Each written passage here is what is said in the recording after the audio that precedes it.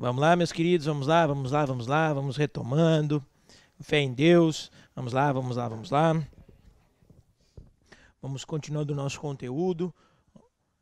Bom, pessoal, antes do nosso intervalo, nós estávamos falando sobre a questão justamente de pessoas, né? Do conceito inicial de direito civil, a sua introdução histórica, o que seria uma pessoa natural, né? O que se divide em pessoa jurídica, falamos sobre a questão dos elementos de personalidade, quando se origina-se, né? Falamos sobre a questão da capacidade, o conceito de capacidade, o que é capacidade, capacidade de direito, capacidade de fato. Vimos também a situação muito importante da incapacidade, né? Falamos sobre a emancipação e por fim nós nos divertimos muito com 2 exercícios aí para os senhores fazerem. Bom, retomando agora, meus queridos, nós temos que fechar esse conteúdo, primeiro conteúdo do nosso dia de hoje, falando sobre a parte final dessa questão de pessoas. Como que eu termino isso, professor? Ora, vamos lá, a questão do importante tópico chamado sobre individualização da pessoa. Como que eu individualizo uma pessoa, meus queridos? Por meio de 3 elementos básicos. Professor, afinal de contas, para que eu preciso individualizar um ser? Tá? Vejamos, por que eu tenho que individualizar uma pessoa? Por que eu tenho que ser João Mâncio? Na realidade, meu nome é João Mâncio Júnior. Por quê, professor? O que isso está associado? Essa necessidade de individualização.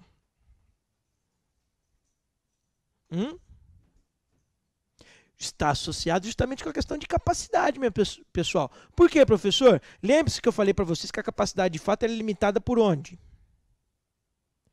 Pela questão de responsabilidade. E se ela é limitada por meio da responsabilidade, portanto, nós temos aí uma situação de que eu tenho que direcionar quem é responsável por aquele ato. Lembre-se que o conceito de capacidade é o quê? A aptidão de contrair direitos e deveres da vida civil.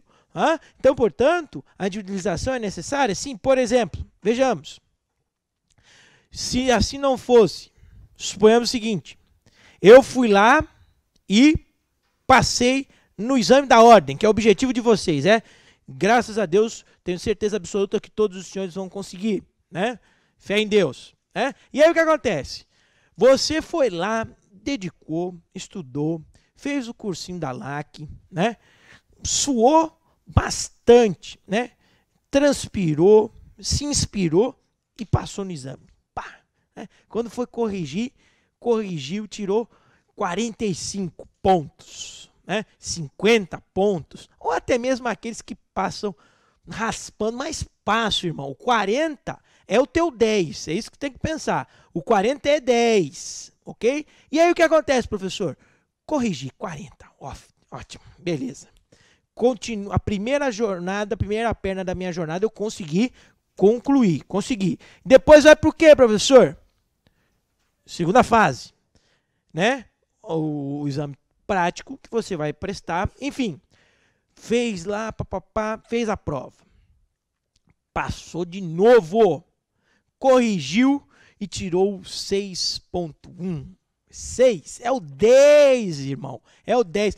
Eu vou recorrer porque eu quero tirar 10. Não, cara pálida, o 6, do 6 em diante é tudo 10, você aprovou, você conseguiu, né? E aí o que acontece? Beleza, aprovou, comemorou, né? Extravasou, chega lá para você pedir a sua certidão de aprovação no exame, não é isso? Que tem validade por 1 ano, que fica válido até você conseguir colar grau, pegar o diploma e aí você entra na questão da sua carteira profissional, né? E aqui fica o meu apelo, jamais fale em carteirinha da ordem. Por que carteirinha? Carteirinha de ônibus, passe de ônibus, né? Você tem que falar a minha carteira da ordem, porque carteira, você fala com orgulho, é o seu registro profissional. Então não me venham com carteirinha. Alguém me pergunta, o senhor tem a carteirinha, cadê a sua carteirinha? Eu falo, não, carteirinha não, irmão. Carteirinha eu tenho de ter um ônibus, tinha, na época era carteirinha de estudante, né, que pagava meia, né? Então, isso é uma maravilha. Eu tenho a carteira carteira da ordem, né? Porque a nossa carteira profissional. Maravilha? Chegou lá na OAB, o que a secretaria da OAB vai pedir para você de cara? O que ela vai pedir? Pra você dizer, ó, eu passei na ordem, beleza, mas o que ela vai falar? Vamos falar com força, pessoal. Sei que vocês sabem. O que ela vai pedir? Exatamente, documento pessoal. O que é esse documento pessoal, meus queridos? É justamente a sua identificação, a sua identificação, a sua individualização. Portanto, o que ele está falando? Ele está se certificando que aquele nome, que aquela identificação é você. Vejam como é importante nós termos essa individualização da pessoa humana. É ou não é? Sim, professor. Isso para o lado do bem. E, por exemplo, para o lado que não é tão do bem assim. Imaginemos o seguinte, que você foi lá, fez um cartão de crédito e estourou a boca do balão, né? Tome-lhe cartão, estourou o limite. E você largou de mão, né? Esses dias, por exemplo, eu recebi um telefonema de um determinado banco, né? Se o senhor tem liberado X de crédito consignado, assim, assado, vai mudar a sua vida e rolo e tal. E duro que os caras são profissa, né? Fala assim, nós estamos sabendo que o seu IPVA está para vencer. Já falei, como assim, irmão? Como que você sabe que eu tenho que pagar IPVA esse mês, né? E aí é o seguinte, e vai te oferecendo. Eu falo assim, ó, eu quero com uma condição. Que condição? Se eu pegar e não precisar pagar, porque tiver que pagar, né? Então eu não quero, né? Então o que acontece? Imagina o seguinte, que você pegou esse crédito consignado, né? Usou todo ele. Chegou a primeira parcela, você não pagou. Chegou a segunda parcela, você não pagou. E assim sucessivamente. O que vai acontecer com você? O banco vai cobrar você. Vai chegar assim, ô fulano, você está me devendo. Aí você fala assim, não sou eu não. Não tem esse nome aí não. Então vejam, como que o banco ia identificar você? Não ia conseguir, já ia causar prejuízo? Sim. Enriquecimento ilícito? Sim. Ato ilícito? Sim. Então, portanto, o que eu necessito? Eu preciso de algo para individualizar, ou seja, determinar por A mais B que aquele ser é ele mesmo de fato. E como que eu faço isso, professor? Por meio de 3 elementozinhos básicos, né? Que é o nome, o estado e o domicílio. Como assim, professor? O primeiro é o mais simples de todos, que é o nome.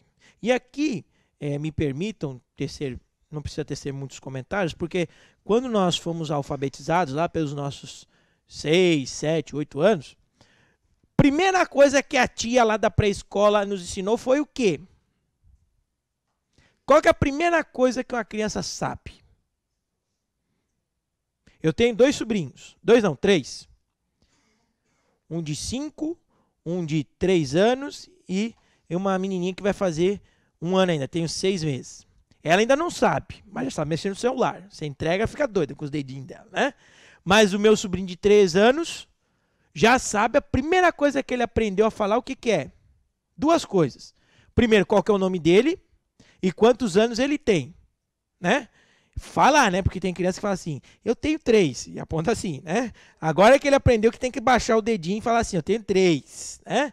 Então, qual que é a primeira coisa que ele aprende? É falar o seu nome. Por que ele aprende a isso? Por que a tia ensina ele a escrever o seu nome? Por quê? É a primeira forma de identificação de uma pessoa.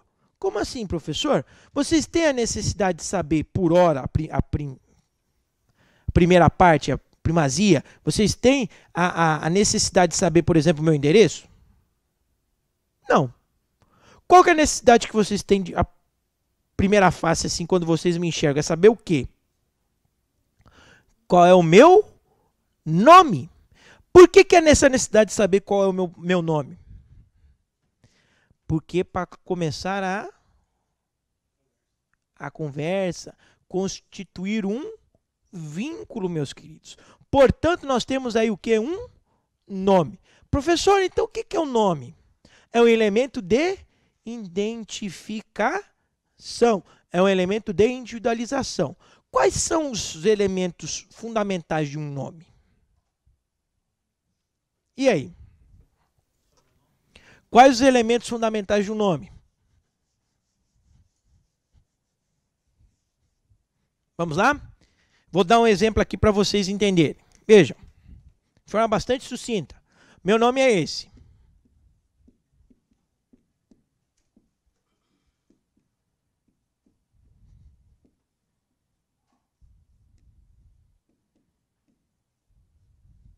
Maravilha? Tranquilos. Professor, seu nome é grande demais. Meus pais eram bastante... Estavam empolgados quando botou meu nome, né? Bem grandão. Imagina eu sendo alfabetizado com tanto de nome para eu escrever, né? Sofri bastante. E aí o que acontece? Vejam só. Esse conjunto todo aqui é o nome? Sim ou não? Isso tudo aqui eu posso chamar de nome? Posso ou não posso? Posso. Por quê, professor? Porque João da Silva Amâncio Júnior é o quê? Uma identificação. Maravilha? Tranquilos. E aí nós vamos para quê, professor? Para os elementos do nome.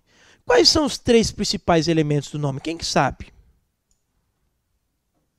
Ó a cola aqui, ó. Vamos lá. Primeira situação é o prenome. Depois nós temos o quê? Sobrenome. E por fim nós temos o quê? O agnome. O que é prenome, professor? O que é prenome? Justamente, prenome vem de pré, vem de primeiro, né? Que é justamente do latim, que vem de quê? De premium. Premium significa o quê?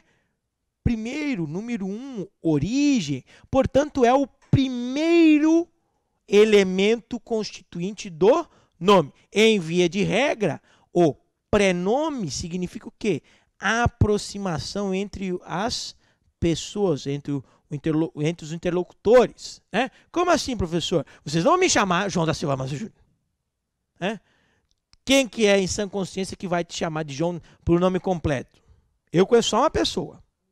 A minha mãe. Exatamente. Quando eu faço alguma cagada, né, ela já manda o meu nome completo. Já sei que estou encrencado. Né?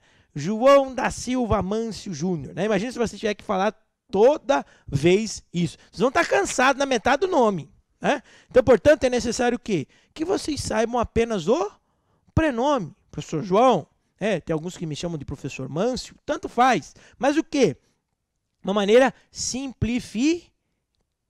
E já já nós temos uma maneira mais simplificada de nos comunicarmos. Vejam só, depois nós temos o quê, professor? O sobrenome. O que é o sobrenome? É a vinculação que você tem para com um grupo. Como assim uma vinculação que você tem para com um grupo? Que grupo que é esse, professor? A sua família, exatamente. Nós, seres humanos, temos a necessidade de sentirmos o quê? Uma situação de pertencimento. Logo, nós temos aí a situação de sobrenome, que é de caráter vinculativo de uma pessoa para com a outra. Exatamente. Né? Então, é o que vincula, por exemplo, da Silva Amâncio, sabe que tem a minha família que tem esse sobrenome, assim como todos vocês. Nós falamos, né, que esses 2 elementos são os elementos originários, enquanto que esse daqui é um elemento secundário. Por que esse daqui é um elemento secundário agnome? Porque não é via de regra, pessoal. Porque o agnome tem uma única e exclusiva finalidade. Qual é essa, professor? É diferenciar 2 membros da mesma família. Vocês já percebem aqui que tem o quê? Que tem uma outra pessoa na minha família que se chama João da Silva Mâncio. E quem que seria? meu pai. Né? E como que vocês sabem disso? Por causa do Júnior. E assim fosse filho, sobrinho, neto, né? Primeiro, segundo, terceiro e assim sucessivamente. Portanto, o agnome nesse caso tem apenas a finalidade de o quê? Distinguir membros de uma única família. Maravilha? Tranquilos? E aí, apenas a título de curiosidade aos senhores, nós temos também outros elementos secundários que chamam bastante atenção pelo termo, né? Que chama-se alcunha e hipocorístico. O que é alcunha, professor? É o apelido, chamados vulgos, né? Aquele do mundo, os penalistas de plantão aí, né? Estão mais acostumados com vulgo, né? Vulgo magrelo, vulgo pé grande, vulgo 25, né? 57 e assim sucessivamente. Professor, como assim 25? Eu conheci na época que eu era estagiário, né? Eu estagiário na universidade, e aí peguei um caso que a gente só sabia a identificação do camarada por 25. Aí, ingênuo, né? Fui perguntar por que era 25. E aí, o que aconteceu? Porque 25 era o número de homicídios que o cara já tinha cometido, então para ele era o 25. Eu não perguntei muito, porque senão o nome dele ia ser trocado para 26, né? Talvez eu seria o próximo, né? Nesse caso, são o que? As alcunhas. O que é alcunha, professor? São os apelidos que são marcantes, que você, ao visualizar, vê de cara. Por exemplo, professor, que apelido que o senhor tinha? Além de, óbvio, né, pela minha aparência física, né? Tinha outro, como, por exemplo, 4 olhos. Por que é 4 olhos, professor? Porque eu uso óculos desde os meus 12, 11 anos, né? E na minha época era, e vocês que usam óculos há mais tempo, tinha aquele óculos fundo de garrafa, né? Alguns estão se solidarizando comigo. Era um óculos assim que você conseguia se pentear quem estava na sua frente, né? Porque era tão grande o trem e feio, né? E aí o que acontece? Por que era 4 olhos, professor? O apelido que eu recebia? Porque a primeira coisa que a pessoa gravava era o quê? Que eu usava óculos. Isso é uma alcunha? É um apelido. E aí nós temos a segunda parte do apelido, que é o hipocorístico. Nossa, professor, que palavra é essa? Hipocorístico, né? Inclusive tem uma letra de música aí de um famoso cantor sertanejo, né? Que chama-se o quê? Apelido carinhoso, pessoal. Né? Hipocorístico é apelido carinhoso. Como assim, professor? Meus queridos, vocês que têm um relacionamento sabem do que eu estou falando, né? E tem cada apelido e tem pessoas que têm um dom de dar um apelido que é só aquele, né? E parece que quanto mais você não gosta daquele apelido, mais pega. Então, revela o quê? Afetividade. Só que aqui tem um porém que eu tenho que dizer aos senhores. Qual que é isso que eu tenho que falar para vocês? Que esse apelido tem que ser aceito pelas partes para ser caracterizado hipocorístico. Como assim, professor? Se, por exemplo, tem uma moça bonita no meu trabalho, eu sempre chamo ela de gatinha.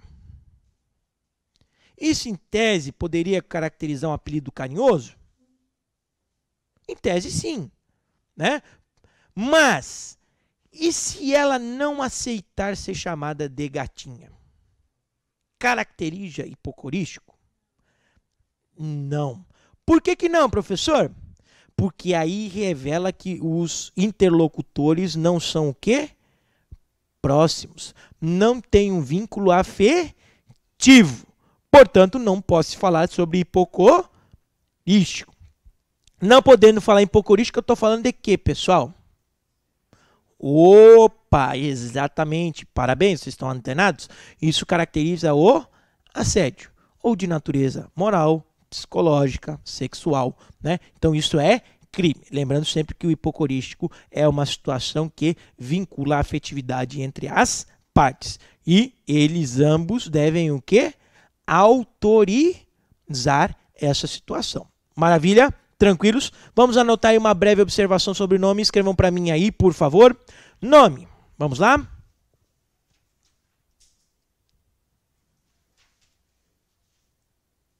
Prontos? Escrevam aí, pessoal. Nome, 2 pontos. Elemento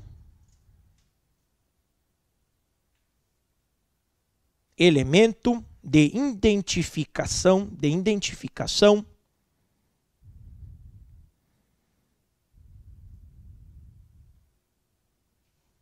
de uma pessoa.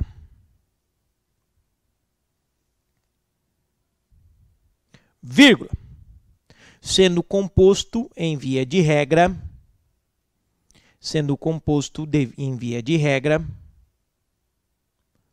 por 3 elementos. Sendo composto, por via de regra, por 3 elementos. 2 pontos.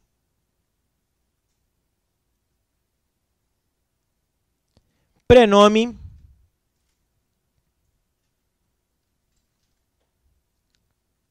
sobrenome e agnome. Ok? Tranquilos? Ponto. Maravilha. Bom, meus queridos, dito isso, rapidamente, só a título de curiosidade para os senhores saberem, em advindo da lei de registros públicos, a lei 6.015 de 73, nós temos aí 2 situações plausíveis de alteração de nome, né? 2 vieses importantes que tratam-se sobre a ação de retificação e a ação de contestação de nome. Na qual a ação de retificação, como o próprio nome já nos remete, fala sobre a situação de correção, ter um erro de grafia, né? Por exemplo, se o meu nome fosse escrito dessa maneira. Então, se fosse escrito dessa maneira, ou assim, seria o quê? Teria um erro de grafia? Teria. Seria plausível o quê? Uma questão de uma retificação, que pode ser feita de maneira extrajudicial ou de maneira judicial. E aí nós temos a segunda hipótese, que é a ação de contestação de nome. Essa sim traz o viés de alteração do nome. Em que sentido, professor? Altera-se o nome, isso de maneira judicial. E faz-se necessário, então, a emissão de certidões por todos os órgãos. Por quê, professor? Só é dada a concessão judicial da alteração do nome em caso que você não tenha nenhum tipo de restrição. Restrição de natureza fiscal, tributária, débito e isso tudo. Por quê, professor? Porque senão seria muito fácil, né, meus queridos? Eu teria 1 zilhão de dívidas, de repente, não, vou trocar de nome. Troquei de nome e as dívidas desaparecessem, né? Então, nesse caso, não é possível, ok? Então, é muito importante. E aqui tem uma situação corriqueira, que o ex-presidente Temer também baixou um projeto, um projeto de lei que falava sobre a questão do uso do nome social. Aí nós temos uma lei hoje que permite que as pessoas utilizem o seu nome social. Também é uma situação advinda dessas situações de alteração de nome. Maravilha? Tranquilos? Bom.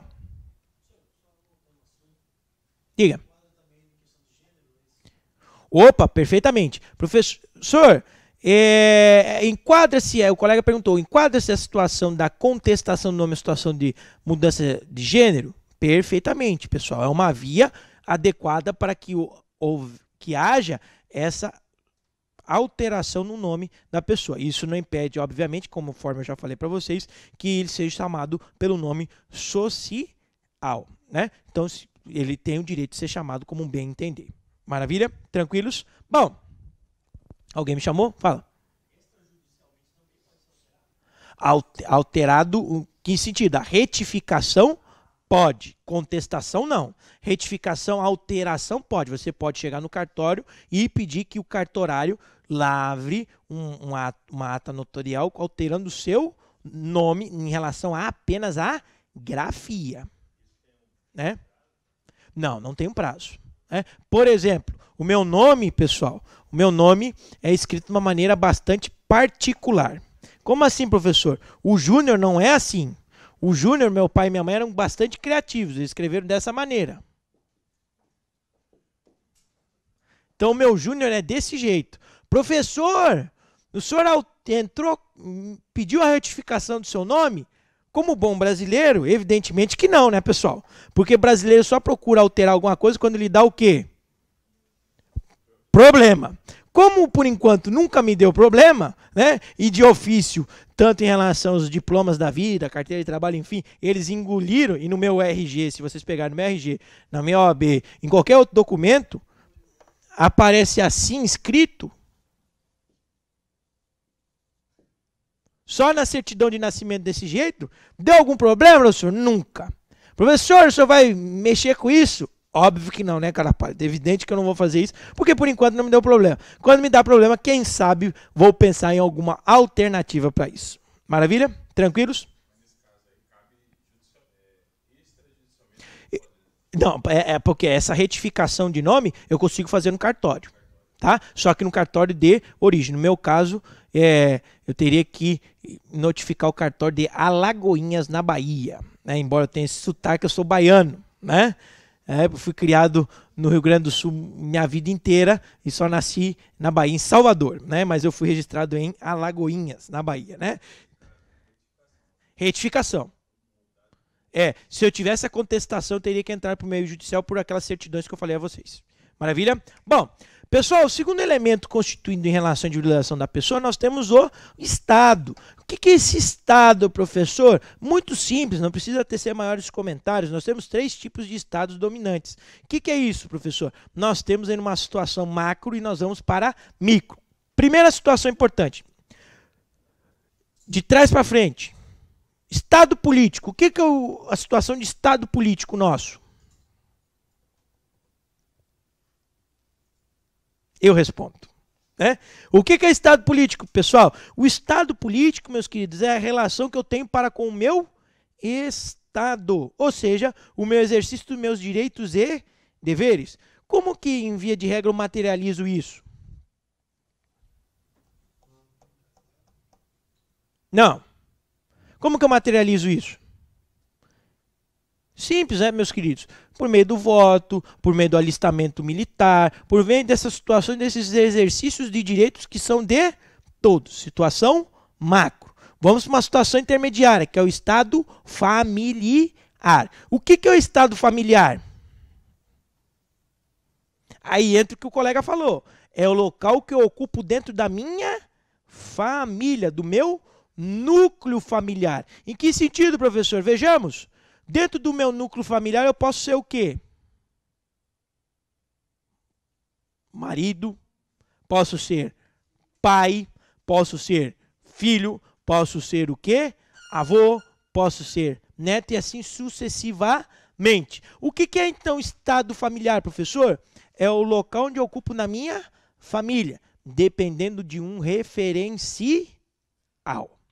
Por exemplo, em relação ao meu filho, eu ocupo que lugar na família? Sou pai.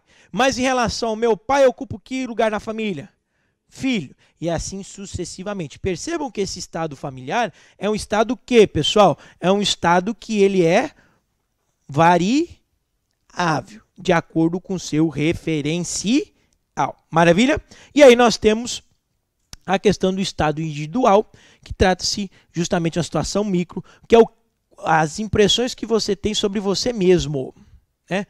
O que você acha é mais puxado para o lado da personalidade. O que eu acho de mim mesmo? Eu sou espontâneo, eu sou isso, eu sou aquilo. Também é derivado sobre a situação lá do estado civil, se eu sou solteiro, se eu sou casado, se eu tenho união estável. Então é a condição que aquela pessoa tem de maneira individual.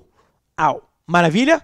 Tranquilos? Então o estado são essas características em relação à ocupação dentro de uma sociedade. Então, de maneira macro, quando uma situação micro. Maravilha? Vamos anotar isso então? Anotem para mim aí. Estado.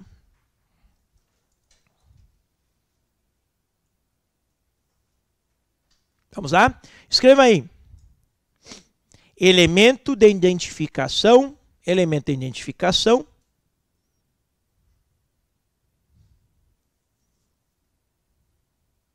Que determina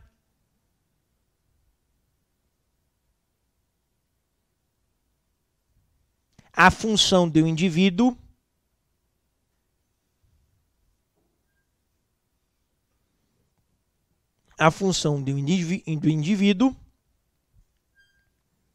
dentro de um referencial.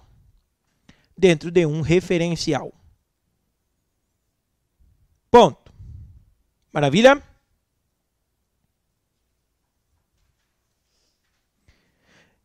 E o último elemento de individualização do ser é o domicílio, meus queridos. Domicílio, pessoal, ele é uma situação mais comum que nós já estamos habituados. E nós temos 3 tipos de domicílios. Quais são eles, professor? O legal, o convencional e por eleição. Vamos lá ver se os senhores já ouviram falar sobre esses conceitos. Vejam. Primeira situação, domicílio legal. O que diz a palavra legal toda vez que vocês escutam? Exatamente, é um domicílio pautado na lei. Como assim, professor? Quem consegue me dar exemplos de domicílios legais? Não. Quem consegue me dar exemplo de domicílio legal?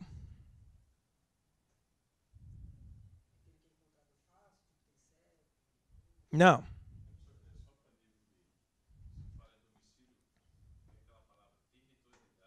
Isso, territorialidade, exatamente, é o território. Maravilha. Mas o que é o domicílio legal? É aquele pautado na lei. Você não tem escolha. Quer ver um exemplo interessante? Suponhamos o seguinte, você passa num concurso público. Imaginemos que você vai lá e passa para ser juiz. Ok? Você vai escolher qual comarca que você vai atuar? Sim ou não? Somente se for em primeiro lugar. Maravilha, colega. Mas tirando que você não passou em primeiro lugar, você vai ser o quê? Vai ser lotado. Você que vai escolher onde que vai ser essa comarca? Não. A partir daquele momento, aquela comarca passou a ser o seu domicílio legal? Sim, porque foi a lei do edital, que é uma vinculação entre as partes, que mandou você para aquela situação, assim como outros concursos. Quer ver outro exemplo? Se você se empolga com direito penal, né, e decide viver de maneira intensa a vida dos anjinhos e comete um crime, você vai ser recolhido aonde? No centro de ressocialização. Aquele centro de ressocialização sua, a partir daquele momento, passa a ser o quê? Seu domicílio legal. Porque foi a lei que impôs a você. Maravilha? Nós temos outra situação interessante, que é o segundo tipo de domicílio, esse é o mais fácil de todos, que é o convencional ou voluntário. Diga.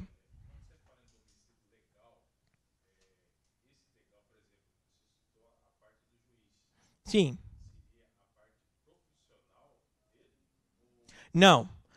Boa pergunta. O colega falou assim, professor, essa questão do domicílio legal restringe a questão da área profissional? Não, pessoal. Essa questão do domicílio legal restringe a situação imposta pela lei. A lei vai impor o quê? Que ele seja lotado em uma comarca. Dali ele pode sair? Só se, obviamente, tiver uma promoção, enfim, mas em via de regra, de uma natureza natural. Ele vai ficar ali por um determinado tempo, né? Então, é uma situação que determina legal. Por exemplo, o anjinho que foi lá preso, ele vai ficar aonde?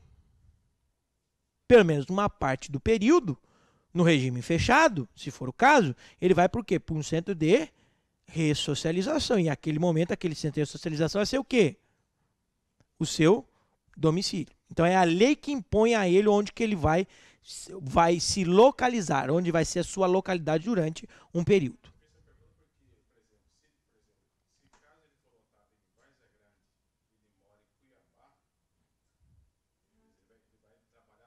Sim, mas as funções... Aí que tá. É possível que um ser humano tenha mais de um domicílio? Quer ver um exemplo? Depois que eu terminar as coisas, eu vou te dar um exemplo, tá? Imaginemos o seguinte, pessoal. E aí o domicílio convencional onde eu escolho residir, né? O meu endereço. E aí nós temos o terceiro e último, que é o mais complicadinho, que é o domicílio por eleição. O que é o domicílio por eleição?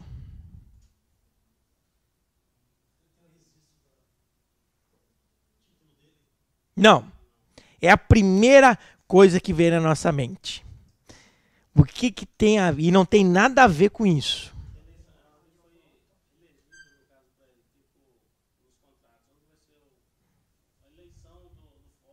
Exatamente, colega, é isso mesmo. O domicílio por eleição é aquele que é feito por meio de quê? Por meio de convenção das partes em um contrato. Suponhamos o seguinte, Joãozinho, eu e Mariazinha das Coisas fazemos um contrato, locação. E lá nós determinamos a última cláusula, do foro. Toda e qualquer situação oriunda desse contrato será discutido na comarca de Santos Antônio do Leveger. Né? Então, vou colocar lá? Vou. Então, o que acontece? Vinculou as partes do domicílio por eleição? Sim, qualquer situação decorrente daquele processo, você tem que discutir aonde? Em Santo Antônio do Leveger. Por quê? Foi por eleição, foi convencionado. Muito cuidado quando os senhores forem assinar esses contratos, porque geralmente quando você faz um contrato com multinacionais, geralmente é o quê, professor? Além de constar uma cláusula de arbitragem, que nós vamos ver lá no artigo 3º do CPC, o artigo 6º, vocês vão ver que vai constar como domicílio o domicílio da empresa. Então, muito cuidado com isso. E aí, retomando um gancho que o colega falou, professor, é possível que eu tenha mais de um domicílio? Sim, quer ver? Uma situação interessante? Por exemplo, imaginemos o seguinte, que eu tenho um concurso, sou concursado, na Várzea Grande. Escolhi morar em Cuiabá e assinei o contrato com uma operadora de telefonia, que determinou nesse contrato que era São Paulo. E aí? Eu tenho 3 domicílios? Sim. Eu tenho um domicílio convencional, que é o que o convencional, que é o que mais eu vou utilizar, porque eu vou utilizar o meu comprovante de residência, e não confundam domicílio com residência. E nós temos aí também a questão do legal, por meio do meu concurso, e por eleição, que é por meio do contrato que eu assinei. Maravilha?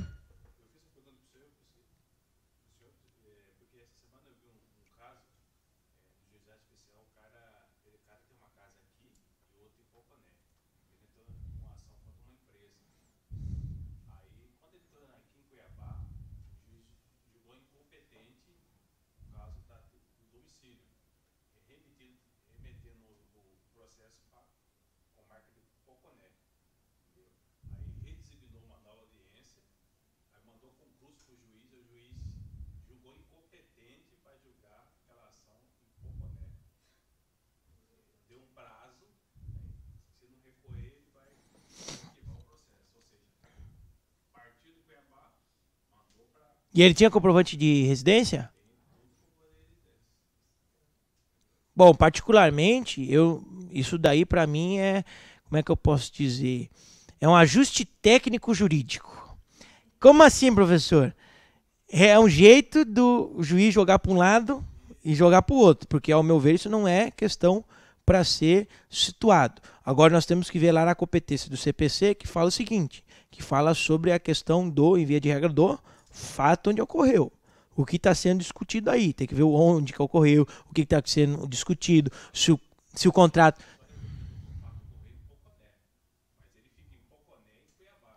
Então, por isso que o juiz daqui com certeza designou lá para Poconé.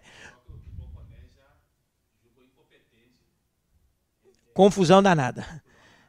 O que acontece? A exceção dessa regra, por exemplo, teria que ver no contrato, se é uma relação de consumo, enfim, vários nuances que lá o CPC indica. Mas não é usual esse tipo de situação. Maravilha? Bom, alguma dúvida? Vamos só anotar aí uma observação, pessoal, sobre domicílio, por gentileza? Escrevam aí para mim. É a localização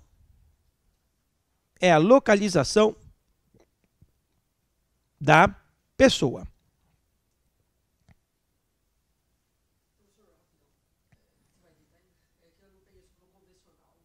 Convencional é aquela pactuada pela é livre escolha da pessoa, tá? Vamos lá? Domicílio é a localização da pessoa. Ponto. Maravilha? Tranquilos? Então nós vimos aí o que é o conceito de pessoa, personalidade, capacidade, individualização. Agora nós vamos para os finalmentes. E o que seriam os finalmentes, professor? Um tema que ninguém gosta de falar. O que é, professor? Eu, para quebrar um pouco o gelo, trouxe essa figurinha, né? O que é? O que acontece com com fim. O que é o fim da vida humana? O fim da personalidade é justamente a morte, pessoal. É a morte. Professor, quantos tipos de morte nós temos?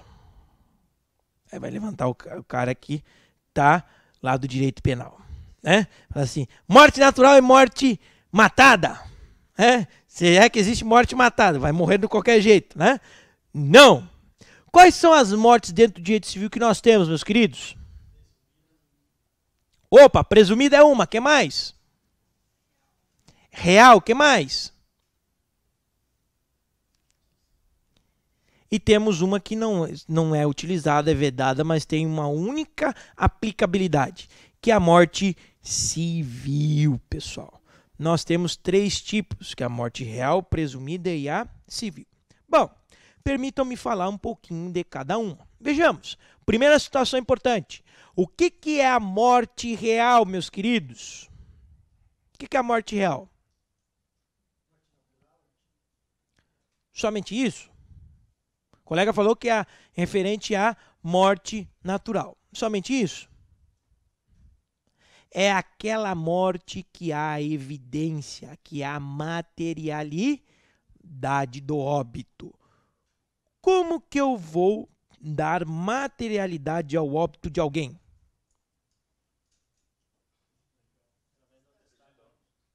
Antes disso. Não. Não. Não. Não sei, professor. Vocês estão muito polidos, estão indo lá na frente. O que tem que ter a primeira coisa para dizer? Ah, morreu. Opa! Exatamente! Nós temos que ter o corpo. Então é necessário o quê? O cadáver, pessoal. Esse é o primeiro elemento em tese para materializar a morte real? Sim, é em tese o primeiro elemento constituindo dessa situação da morte real, que se trata a questão da materialização do corpo, é algo visual. Os indivíduos estão analisando, estão olhando que aquela pessoa veio a óbito, que a vida daquela pessoa o quê? Se findou, acabou. Nesse caso nós temos a morte real. Permitam aqui eu fazer um pequeno pulo em relação à morte presumida, que daqui a pouco eu vou detalhar a vocês. Antes disso, pessoal, nós temos a morte civil. Professor, o que seria a morte civil? Alguém já ouviu falar sobre esse termo? Opa, exatamente. Professor, é a perda dos direitos civis. Como assim, professor, a perda dos direitos civis? Nós temos aí uma situação de quê? Que o indivíduo vai o quê? Perder todos os seus direitos. Hoje a gente consegue ver uma situação dessa?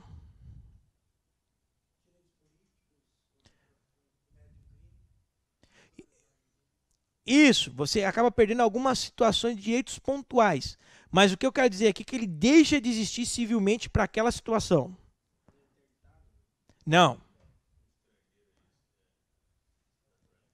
Não. Opa, ficou quente. Professor, em caso de família. Como assim? Opa, tá ficando mais quente ainda. Como é que é o nome disso? O colega falou assim, é quando mata por causa de herança. Exatamente, minha querida. O exemplo que nós temos dentro do nosso ordenamento jurídico em relação à morte civil trata-se do Instituto da ingratidão, né? É aquela pessoa que passa a ser indigno para receber uma herança, indigno para receber sua cota sucessória, né? Que nesse caso ele praticou algo para dar fim ao indivíduo que lhe deixou aquele herança, né? Então esse é a única hipótese aí que nós conseguimos visualizar sobre a morte civil. Maravilha? E a morte presumida, né? É aquela situação que vai acontecer o quê? Presume-se a morte, né? Nós temos aí uma discussão importante que fala sobre a questão da ausência. Quem é aqui já ouviu falar sobre esse Instituto da Ausência?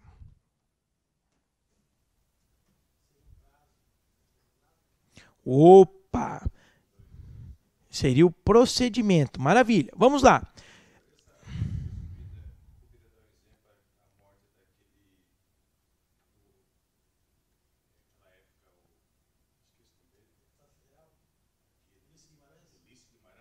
Opa, sim que nós chamamos.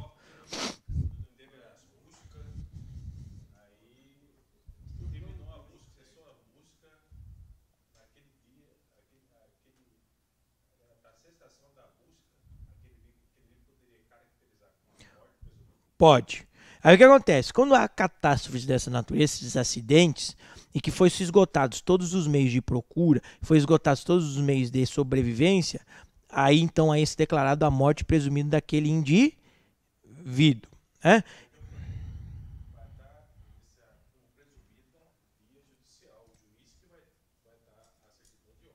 Exato, exato. Não é o meio convencional. Maravilha? E aí o que acontece, professor? As chances de sobrevivência são praticamente nulas, né? E aí nós não temos a materialidade do corpo. E aqui, um rápido adendo interessante aí, como você falou sobre relação a catástrofes, nós temos um termo também muito importante que chama-se a comoriência.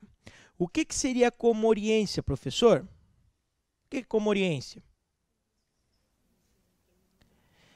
Exatamente, a comoriência é um instituto que prevê o seguinte, que, por exemplo, tem um carro em que tem uma família, né, que esteja na mesma linha sucessória ali de sucessão, e bate o carro. Né? Infelizmente, veio a vitimar todos que estavam dentro do carro. O Instituto da Comoriência vem determinar o quê? Que não há necessidade do quê? De comprovação, e é impossível comprovar quem que morreu primeiro. Então, a comoriência conclui que o quê? Todos vieram a falecer no mesmo momento. Né? Então, isso é muito importante também em relação a desastres dessa natureza. Você vai ter aí o Instituto da Comoriência. Ok? Bom, alguma dúvida por enquanto sobre o conceito de morte real, presumida e civil? Não? O que nós temos que trabalhar de maneira mais aprofundada é a questão do Instituto da Ausência, que nos remete à questão da morte presumida. O que é o Instituto da Ausência, professor? O Instituto da Ausência, meus queridos, nada mais é do que a situação do procedimento que se dá à morte presumida. E que, elementarmente, nós temos 3 fases constitutivas da ausência. E que fases são essas, meus queridos? Nós temos que ver o seguinte. Primeiro, professor, o que é essa ausência? A ausência é o procedimento que dá a declaração da morte presumida. Ponto. Se é um processo, um procedimento, nós temos que entender o quê? Dentro do processo civil, por exemplo, nós temos o quê dentro do processo civil?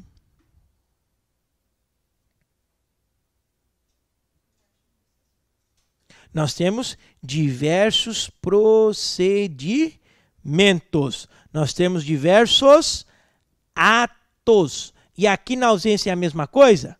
Sim, aqui na ausência é a mesma coisa. Nós temos diversos atos a serem obedecidos. E é por isso que nós temos 3 fases. E aqui eu brinco com vocês dizendo o seguinte, que a ausência, ela é como uma receita de bolo. Como assim, professor, é como uma receita de bolo? Como que nós vamos fazer um bolo? Nós temos formas de preparação, né? A primeira eu vou preparar, comprar os ingredientes, fazer o bolo, ok? Segunda parte qual é? Botar o bolo para assar.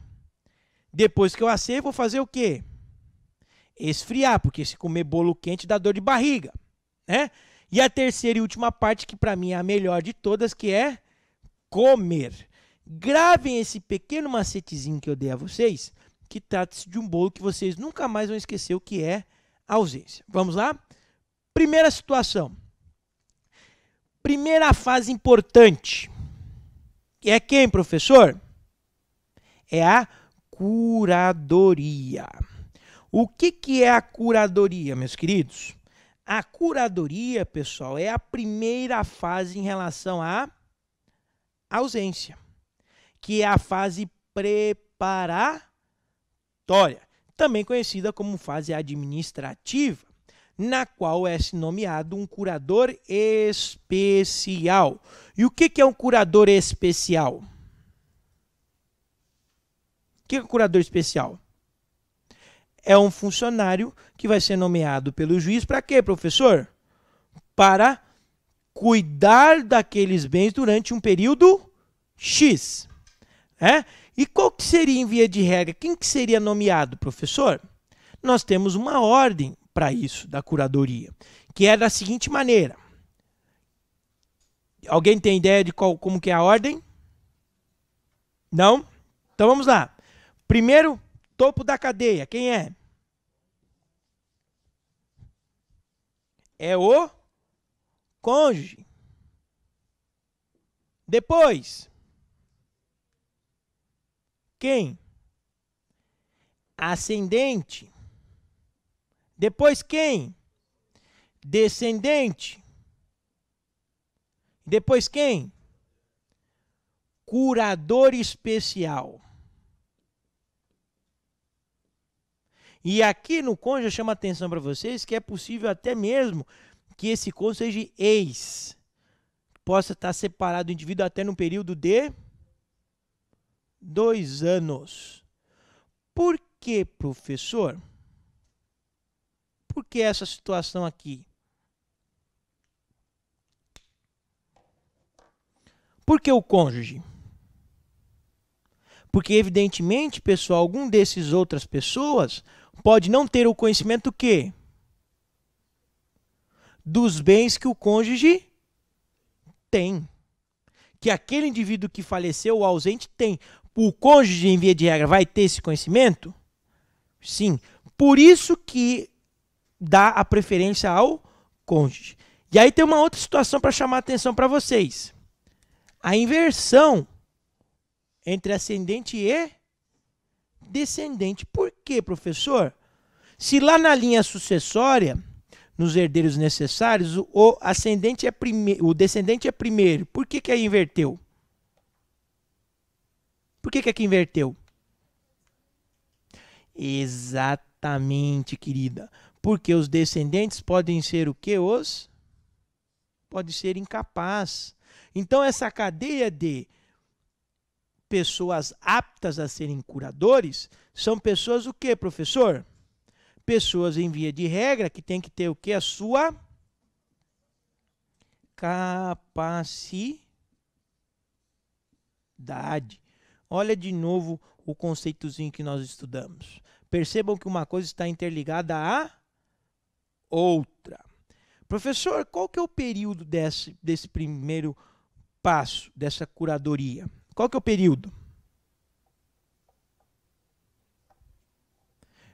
1 ou 3 anos.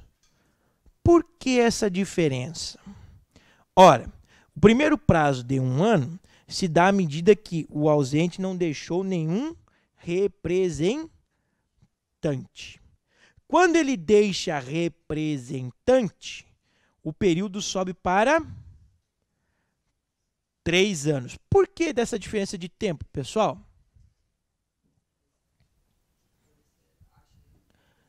Não. Porque se presume-se que já que ele deixou um representante, a chance dele retornar é o quê? Maior. Porque ele avisou ao fulano, ó, eu vou sair de cena e você vai ficar aí administrando durante um período. Então, presume-se o quê? Que a chance dele retornar é boa, em relação a que ele sumiu de uma hora para outra e não avisou ninguém, né? Não. Quando não deixa representante é 1 ano. Quando deixa representante é 3. Ok? Professor, como que eu começo a caracterizar essa questão de ausência? Meu namorado sumiu na quinta. Só voltou na segunda. Nesse meio tempo, eu posso bater a porta do Poder Judiciário e dizer que ele é um ausente? Não, né, cara parda? Ele só sumiu para você, né? É evidente. né? Para o outro ele está bem vivo, né? E o que acontece, professor? Há necessidade nessa ausência que ele não tenha contato com ninguém conhecido, que ninguém saiba onde ele está, né? Ou, por exemplo, professor, eu vou viajar, vou fazer o tal do intercâmbio na Europa, ficar 6 meses lá. Eu vou ser ausente aqui no Brasil? Ausente só de presença, porque a ausência desse tipo de morte presumida não, porque todo mundo sabe que você está na onde? Na Europa. Ou se você for mais corajoso, você acabou indo para China, né? Então, cuidado. Nesse caso, você não é ausente. Maravilha? Presumida. Isso.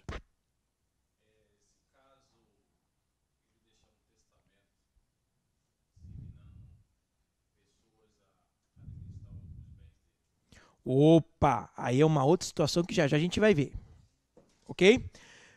Professor, o que acontece? Muito boa pergunta. O que acontece? Professor, essa fase administrativa da curadoria, suponhamos que ele não deixou representante nenhum. 1 ano. Qual que é a fase do meu bolo? É a fase que eu estou o quê? Fazendo o bolo. Pergunta a vocês, o curador, ele pode vender, ele passa a ser dono desses bens? Não. Ele só pode vender em que caso? Mediante autorização judicial e que seja para o único fim exclusivo de manutenção do patrimônio do ausente. Ok? Só sobre essa justificativa e autorização judicial. Professor, passou a curadoria. Qual que é a próxima fase? Sucessão provisória. Olha como é que o nome muda. Curadoria vem de cuidar, né? E sucessão provisória. O que nos remete à palavra sucessão? Remete à palavra suceder, transmitir. Nós vamos ter hoje ainda uma questão de falar sobre sucessão. Então, nesse caso, transmitir o que a quem, professor? Sucedeu a questão da propriedade. De maneira o que, professor? De maneira provisória. E se trabalhou de maneira provisória, automaticamente nós temos o quê? Que os herdeiros passam a ser apenas possuidores daquela sua cota parte. Eles não são o quê? Proprietários. Significa dizer o quê, professor? Que podem usufruir, mas que não podem vender. E aqui é necessário o quê? Uma garantia. É necessário uma garantia. Esse período de sucessão provisória, pessoal, dura quanto tempo, professor? Duram-se 10 anos. E aqui apenas tem uma situação que eu tenho que chamar a atenção de vocês. Não. Depois da curadoria é decretada a sucessão provisória e a partir dessa decretação da sucessão provisória, 10 anos. Ok? Professor, aqui tem um porém que vocês têm que saber. Que porém que eu tenho que saber, professor? 2 situações importantíssimas e que é algo mais importante em relação à sucessão provisória. Primeiro, que trata-se de uma situação que não é de maneira definitiva, ou seja, é possuidor e não proprietário. Maravilha? Segunda coisa importantíssima que é o calcanhar de Aquiles de muita gente. Qual é, professor? É a seguinte, vejamos. Se o ausente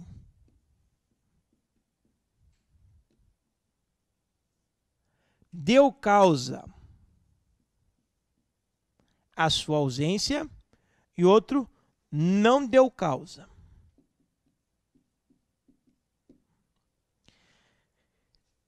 Tem 2 consequências diferentes aí. Vejamos. Professor, quando ele deu causa, o cara falou assim, vou sumir mesmo. Estou cansado de vocês. Tchau. 2 abraços. Qual que é a consequência disso? A consequência disso é o quê, pessoal? Como é sucessão provisória, ele mantém os bens que ele deixou, e não possui participação nos frutos. O que seria frutos, professor? Lucros, pessoal, né? O que aquilo teve a rentabilidade? Um exemplo muito simples. Vejamos, que exemplo simples seria esse, professor? Por exemplo,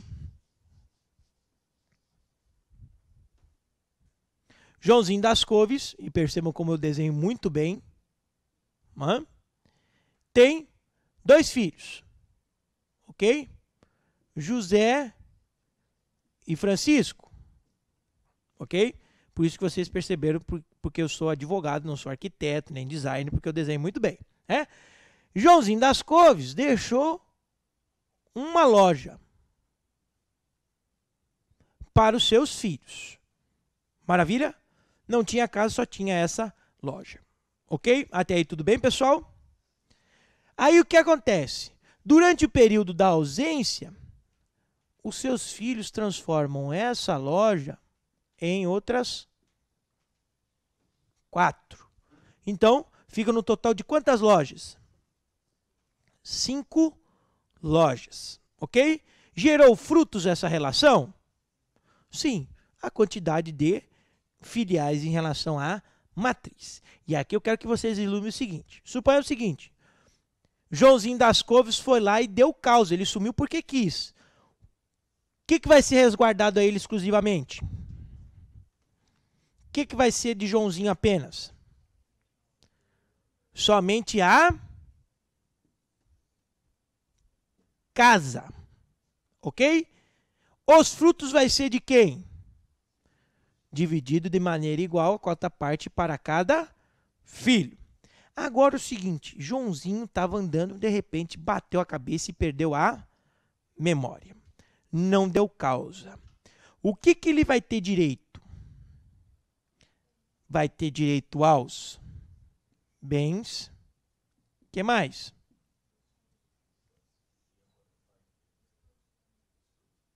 E 50% dos frutos.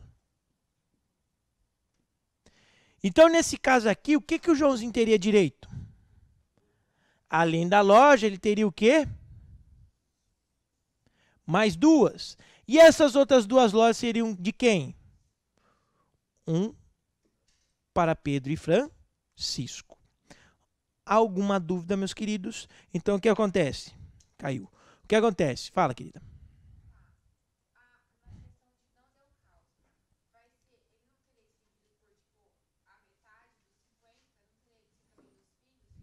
Como assim?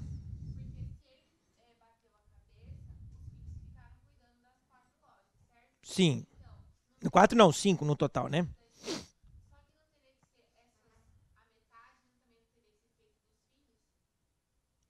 Você fala em relação aos frutos? Sim, por isso que eu falei para vocês, ó.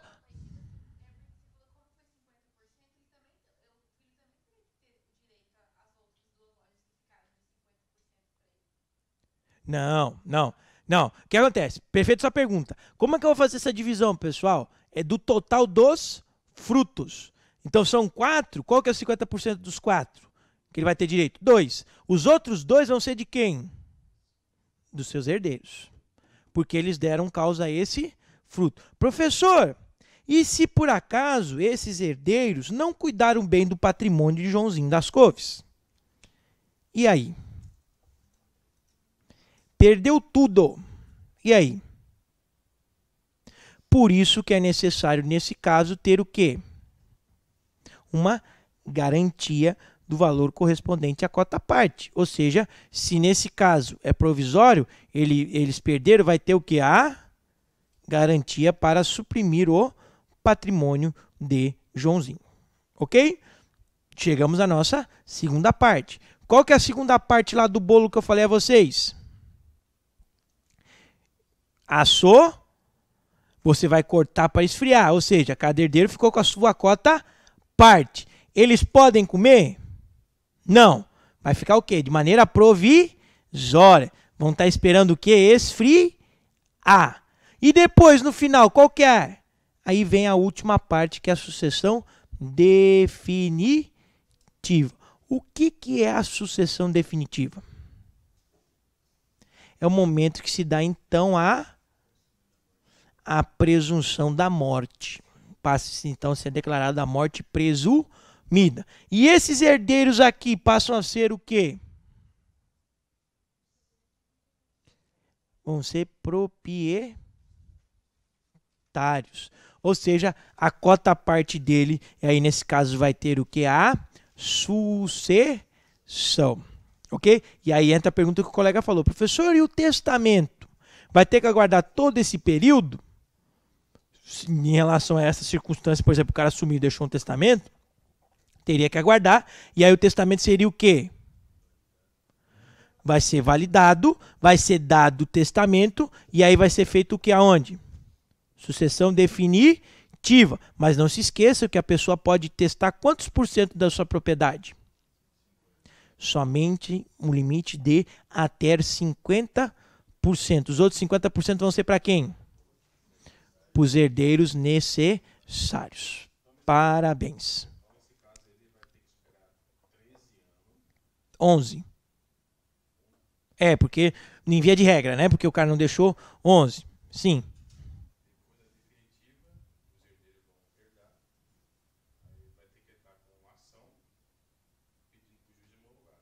Isso, vai ser, isso já está com redação judicial para ser declarado desde a curadoria.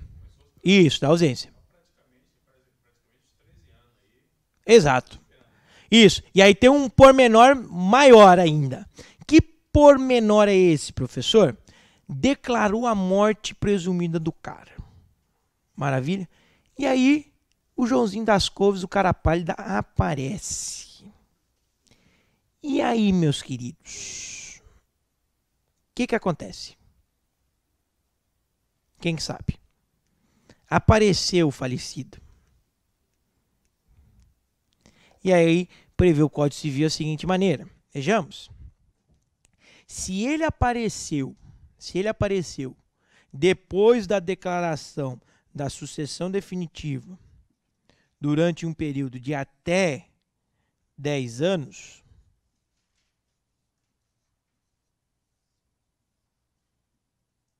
ele tem direito apenas ao que restou do seu bem originário. Como assim, professor? Suponhamos esse exemplo aqui, essas 5 lojas, certo? Joãozinho voltou. Ele vai ter direito a quê? Apenas a uma loja que ele deixou. Agora, por exemplo, professor, eles venderam tudo. Joãozinho vai ter direito a alguma coisa? Já era. Aí vem uma outra situação interessante. Professor, o Joãozinho voltou depois da sucessão definitiva 11 anos. Ele tem direito a alguma coisa? Sim ou não? Não tem direito a absolutamente nada. Por quê, professor? Ora, vejamos. Um cálculo aritmético básico, 1 ano de curadoria, mais 10 de sucessão provisória, mais 11 de sucessão definitiva, dá quanto? 22 anos que o cara pálida não aparece. Ele vai ter algum direito a esse patrimônio? Nenhum. Por quê, professor? Porque ele não contribuiu nada para essa construção. Maravilha? Tranquilos?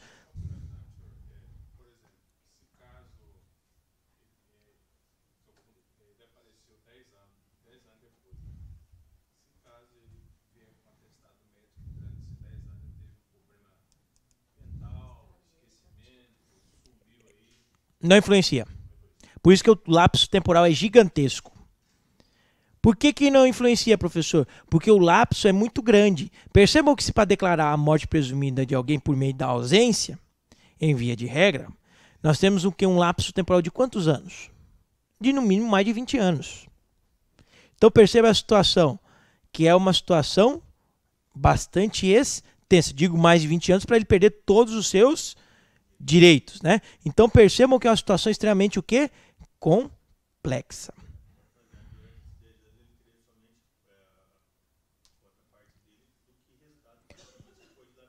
O problema é dele, exatamente. Perfeita sua colocação. Maravilha?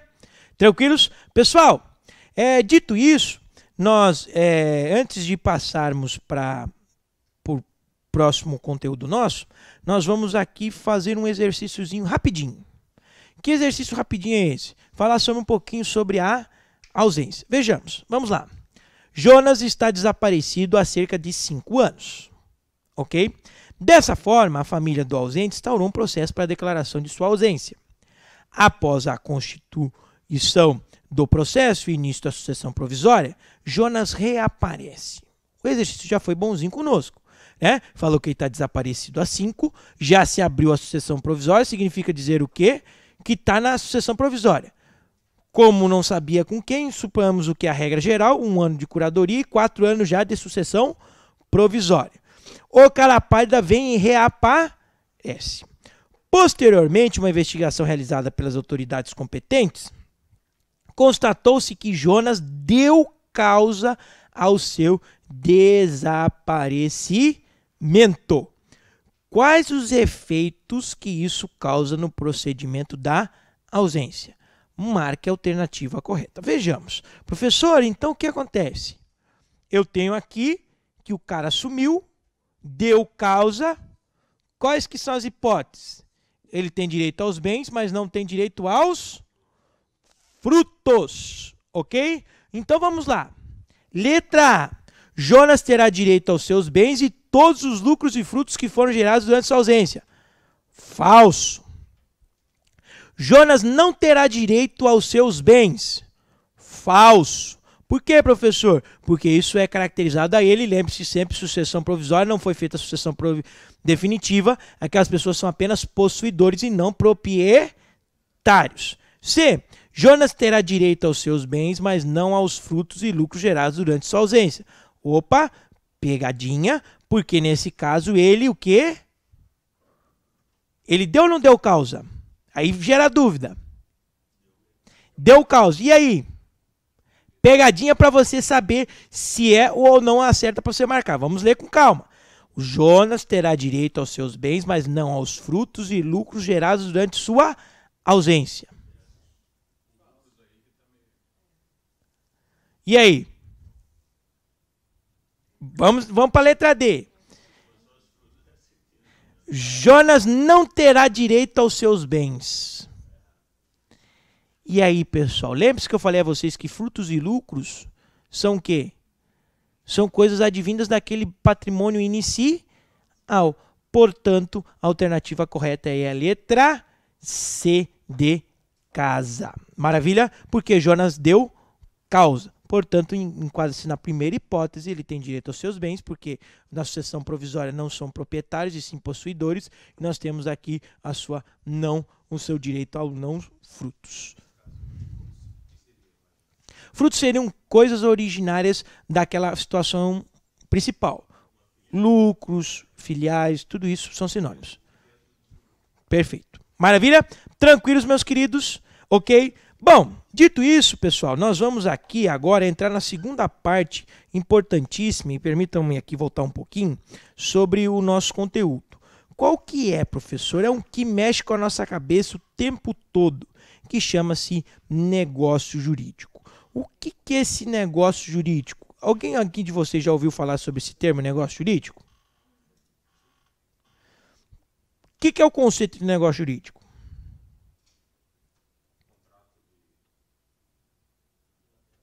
Contrato, o que mais? Isso que nós estamos fazendo é o quê? É um negócio jurídico. Perfeito. O que mais? O que seria esse grande conceito? Bom, vamos lá. Negócio jurídico, pessoal, nós temos aí um grande grupo que chama-se fato jurídico. O que é esse fato jurídico? É todo acontecimento humano ou natural que pode gerar, modificar, extinguir, adquirir direitos e deveres. Esse é o primeiro grupo, fato jurídico.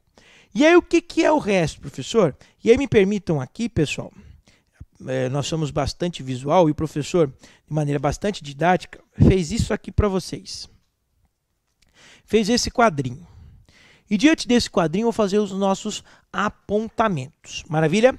Bom, primeira situação interessante. Fato jurídico, eu falei para vocês que divide-se em ação, ato humano ou natural. O que é o ato natural? Ou fato natural? O que é o fato natural? Ok? Mas o que é o conceito de fato natural?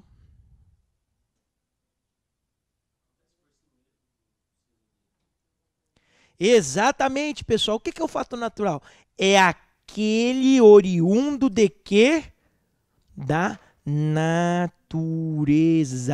Não necessária a intervenção humana para o seu acontecimento.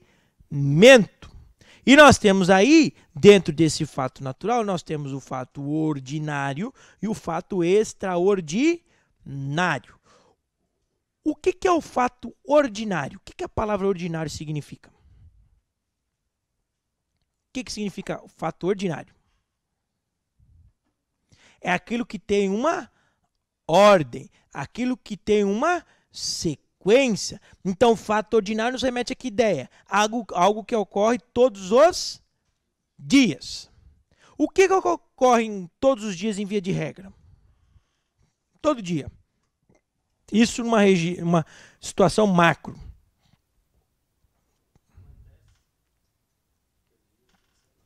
Dia e noite, o que mais? Nascimento e morte. Durante todo o planeta acontece isso todo santo dia? Sim. Professor, mas por exemplo, vou fazer uma pergunta para vocês. Exemplo seguinte, tô lá, de repente, nós estamos numa situação, na cidade, cada dia que passa, infelizmente, torna-se um pouco mais violenta, de repente o cara vai me assaltar e me mata. Ok? Fato natural? Ou ato jurídico? Lembrando que ato jurídico trata-se do quê, professor? Da ação humana. Fato natural ou ato jurídico? É fato natural. Por quê, professor? Porque o que nós estamos discutindo é o efeito... O que é? O evento morte. O evento morte é um fato natural?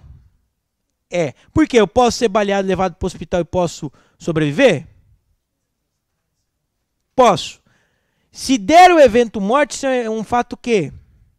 Natural. Porque a natureza quis acontecer o quê? Houve o óbito. Nós conseguimos controlar quando que nós iremos morrer?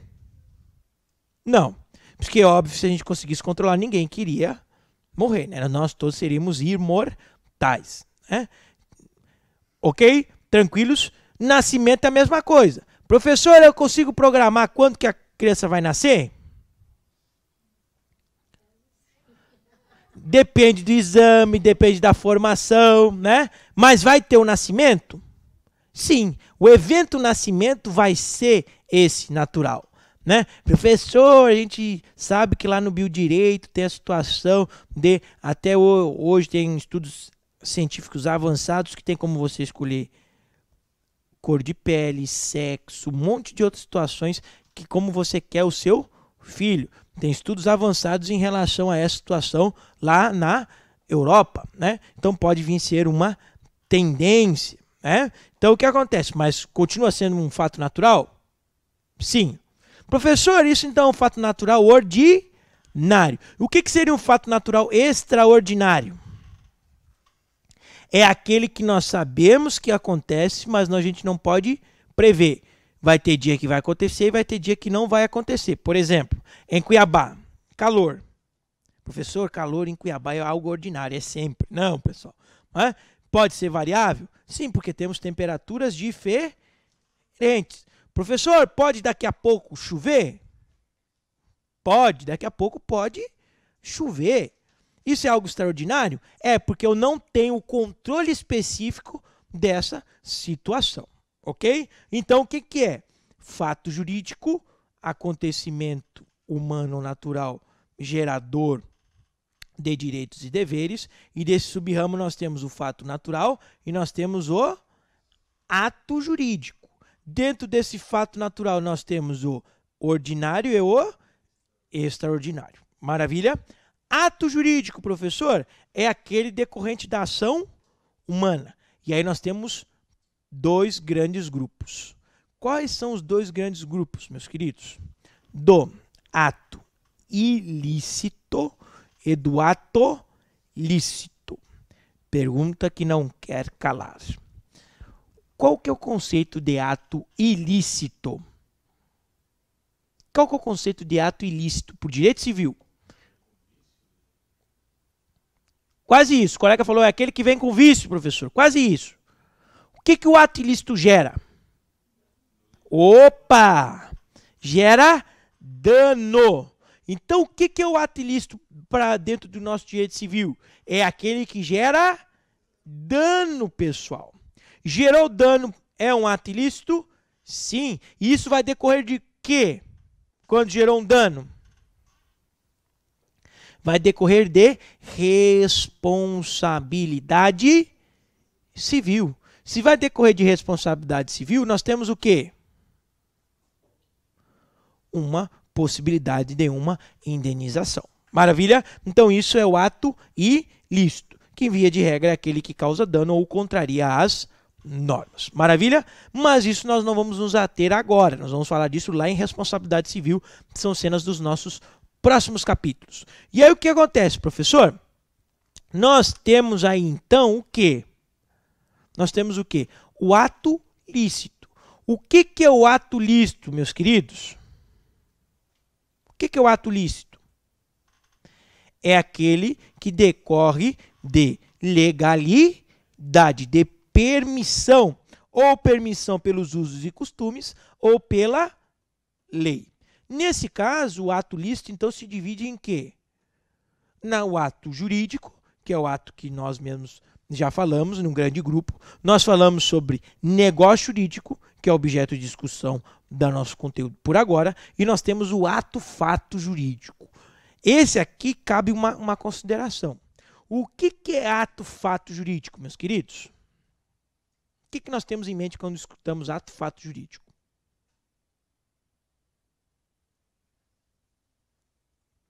O quê?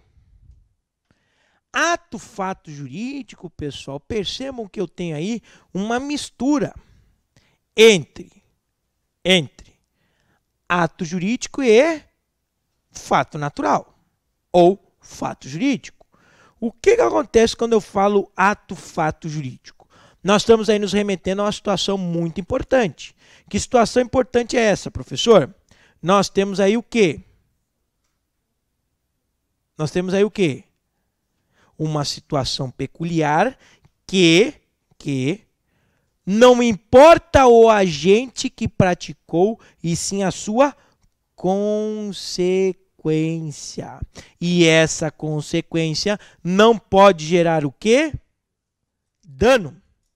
E se essa consequência não gerar dano, portanto, enquadra-se um ato fato jurídico? Sim.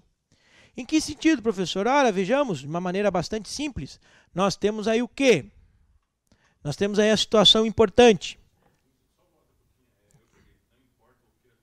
Não importa o agente, e sim a sua consequência. E que essa consequência não pode gerar o quê? Dano. Vejamos. Suponhamos o seguinte. Eu tenho, né? Eu quando era menor, minha mãe sempre mandava eu comprar pão. Ok? Ia na padaria. E ela sempre me mandava um dinheiro a mais. Para quê, professor? Para que o troco eu fosse lá e comprasse em chiclete, em balinha, em doce. Né? Quando estava bem na fita, né? Comportado, não tinha feito nenhuma malcriação. Enfim, cheguei lá no tio da padaria, comprei o pão e comprei o doce. Eu tenho 11 anos de idade. Esse ato, em via de regra, seria legal? Em via de regra, esse ato seria legal? Por que não? Porque ele é um absolutamente incapaz. Pais, lembre-se que eu falei que eu tenho 11 anos.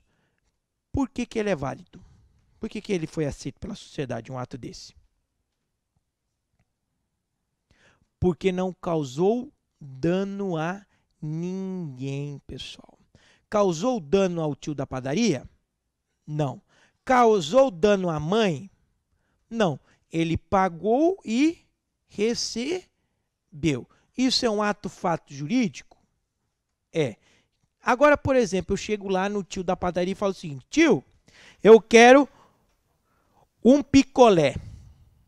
E aí, lhe dou para você, como forma de pagamento, a casa que eu moro. Isso é um ato fato jurídico? Sim ou não? Veja só, vou repetir. Eu vou lá e vou na padaria. Quero um picolé. Dou de forma de pagamento ao tio do picolé o que? A minha casa. Isso é um ato fato jurídico, sendo que eu tenho 11 anos de idade? Por que não? Opa! Porque eu vou causar dano. Eu vou causar dano a quem? A um terceiro de boa-fé, que no caso é a minha família, pessoal. Nesse caso, não se enquadra em ato fato jurídico. Maravilha? Tranquilos? De boa?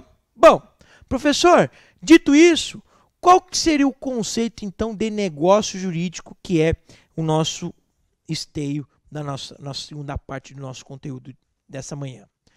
O que é negócio jurídico, pessoal? É toda relação humana geradora de direitos e deveres. É toda relação humana geradora de direitos e deveres. Quer ver uma situação interessante? Como eu falei para vocês no início da aula, nesse exato momento vocês estão praticando um negócio jurídico. Estão ou não estão? Sim, porque vocês contrataram, teve um contrato, tem uma relação humana, e aqui nós temos o quê? Uma situação de direitos e deveres. Vocês estão tendo a aula e eu estou ministrando a aula. Veja que coisa interessante. É ou não é? Sim, professor, nós temos aí um negócio jurídico. Maravilha! Algumas situações importantíssimas que nós temos que tecer em relação ao negócio jurídico. Primeira situação importante, suas classificações. Em via de regra, pessoal, nós temos aí algumas classificações que são importantes, mas que não caem muito no exame de ordem, né? Mas nós temos aí que ter em mente. Por exemplo, nós temos aí quanto ao número de declarantes no negócio jurídico. O negócio jurídico é o quê? Ele pode ser unilateral, bilateral ou plurilateral. O que é unilateral, professor? Apenas uma declaração de vontade. O que é bilateral, professor? Duas declarações de vontade. E aqui vem o nosso adendo, que quando eu falo em bilateral, a maioria das pessoas pensa, são duas pessoas. Não, pessoal.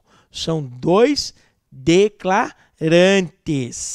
Professor, é possível que eu tenha mais de duas pessoas e apenas dois declarantes? Sim, vejamos. Se for um casal, dois casais, por exemplo, vamos ter 4 pessoas e vamos ter quantos declarantes? 2. Porque o casal, ao declarar, declara uma única vontade. Obviamente, respeitando o regime pactuado por aquela união. Maravilha?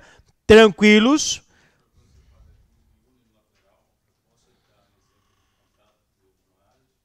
Contrato de honorários? Não. Por quê, professor? Porque no contrato de honorários é bilateral. Porque eu falo assim, ó, eu cobro X. Mas o que vai ser necessário? Você aceitar. O que seria um exemplo de algo unilateral? Por exemplo, uma doação. Uma doação é algo unilateral? É. Porque se eu estou doando algo a você, eu não quero saber a sua opinião. Eu estou me dispondo de algo. Por exemplo, chego aqui, toma, estou te doando essa caneta vermelha. Isso é um negócio jurídico unilateral? É porque apenas a minha vontade que está sendo manifestada. Ok? Tranquilos? Enquanto que bilateral tem a manifestação das declarantes.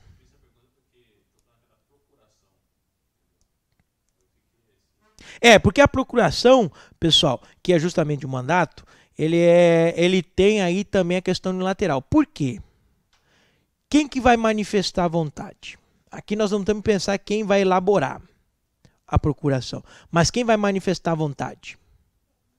Uma pessoa só. Eu estou outorgando a você a minha o quê? A minha representação. Quantas manifestações de vontade nós temos? Uma só. De quem está, no caso, o outorgante. Maravilha?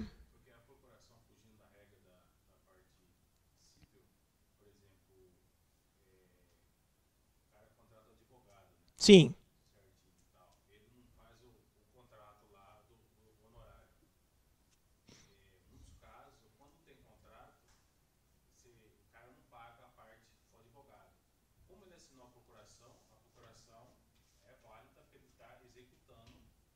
Opa, com certeza.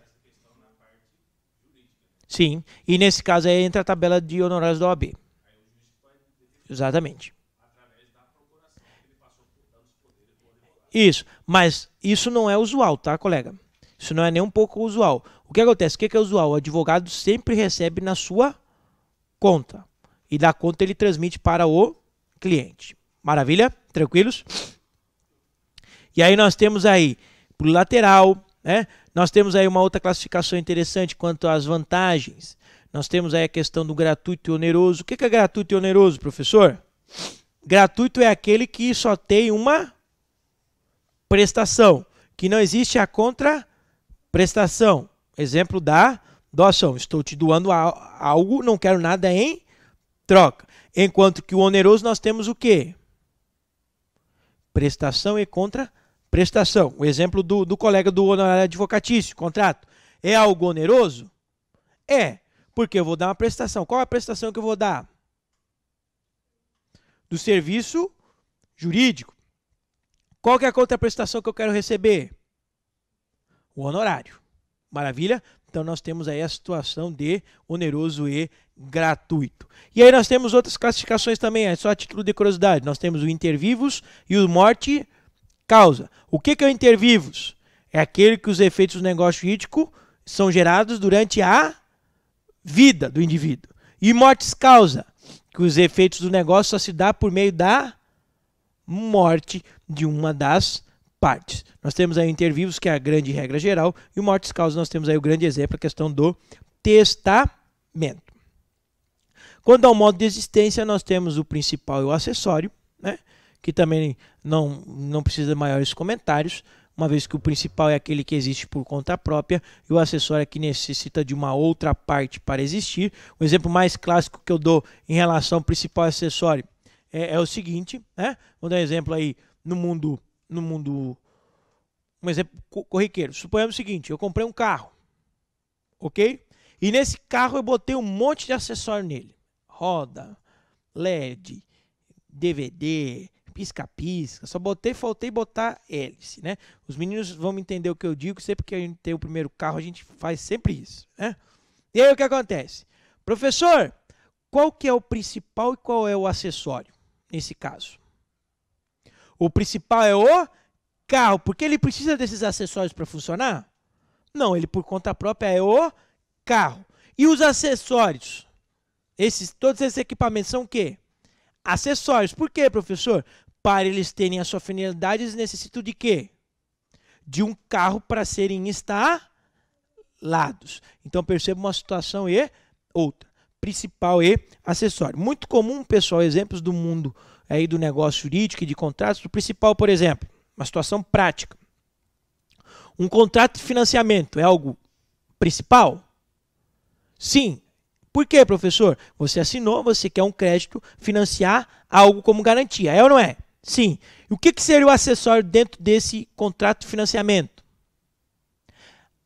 Deixa eu contar um segredo para vocês, tá?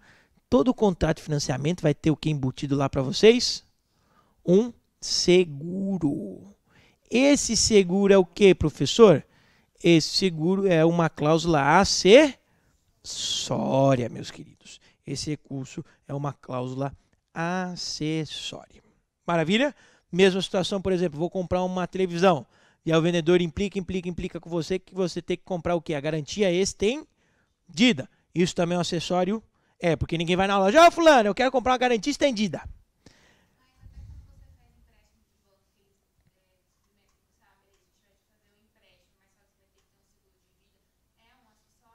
Sim, é um acessório. Mas nesse caso o que, professor? Depende da sua colocação. Porque se esse seguro de vida for vinculado, por exemplo, ao empréstimo, é acessório. Por exemplo, eu contratei lá 10 mil reais. E aí eu tenho seguro de vida nesse empréstimo. Caso eu morra, o seguro vai lá e cobre o empréstimo. Aí é acessório. Agora suponhamos o seguinte, o cara quer me vender um produto e me vendeu outro produto. Por exemplo, eu vendi um consignado lá 10 mil.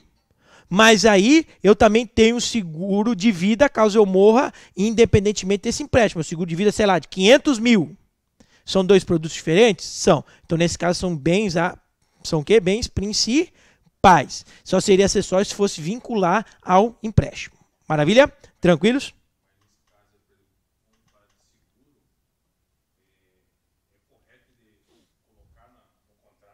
Não, não é correto. Isso chama-se venda casada. E por ser venda casada é algo proibido. O consumidor, a pessoa contratante tem que ser advertida e ele tem que manifestar de maneira expressa a sua vontade. Ok? Tranquilos? E aí, mais uma das classificações interessantes, das principais, nós temos aí quanto à forma, nós temos o solene e o não solene. O que são os solenes, pessoal? São aqueles formais. E os não solenes, os não formais. Que, diga-se de passagem, é a regra geral do artigo 107. O que diz lá o artigo 107, pessoal? Que o contrato e o negócio jurídico são pactuados de maneira livre, respeitando as vontades das partes. O que então seria o solene, que é a exceção à regra? É aquele estabelecido por lei. Toda a sua forma, de maneira uniforme e padronizada. Como assim, professor? Por exemplo, uma escritura pública é algo solene? É, porque em todos os lugares é a mesma forma? Sim. Outra situação solene, um documento solene, um negócio jurídico solene. Nosso documento de identidade, o RG, é a mesma coisa, a mesma forma?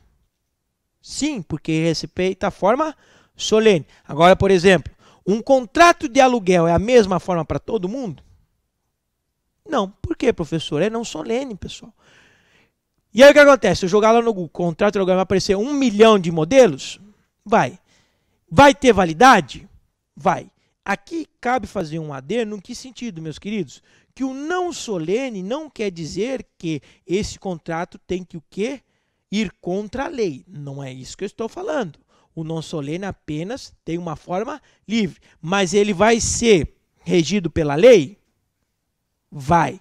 Por quê, professor? Lembre-se lá do conceito inicial. Ele é um ato lícito. E se ele é um ato lícito, ele vai o quê? Vai de acordo com a lei, sem causar dano a ninguém. Então, nesse caso, o não solene apenas tem essa questão da forma e não dessa liberalidade quanto à questão justamente do que está sendo pactuado. Ok? Bom, aí vem, pessoal, eu não sei quanto tempo ainda eu tenho. Beleza. Então, o que acontece, pessoal? Tem aí 20 minutinhos. Nós vamos aí tecer alguns comentários importantíssimos para vocês. Dentro da classificação do negócio jurídico, nós temos uma classificação clássica, que nós temos aí 3 formas de elementos constituintes do negócio jurídico, que são os elementos essenciais, que são os elementos naturais e que são os elementos acidentais. Professor, como assim? E respeitando justamente a nossa ementa sobre negócio jurídico, é exatamente isso que nós temos que ver com mais afinco. Como assim, professor? Vejamos. Quando eu falo de elemento essencial, eu estou me remetendo a quê? Quando eu falo essencial, eu me remeto a que ideia? De quê? De essência. Sem essência nós conseguimos viver? Qual que é a nossa essência? Essência humana. É o sopro de vida. Se eu não tiver o sopro de vida, você é o ser humano? Não, eu não vou ter mais vida. Então percebam o quê? Que o elemento essencial é aquele elemento que constitui, que faz nascer o negócio jurídico. Ok? Grave muito bem isso. E nós temos aí 3 elementos importantíssimos aí que mais à frente eu vou falar a vocês. Tranquilos? E aí o que acontece, professor? Nós temos o segundo grande grupo, que são os elementos naturais, ou também conhecido como os elementos de validade, que estão lá no artigo 104 do Código Civil. Que são o quê, professor?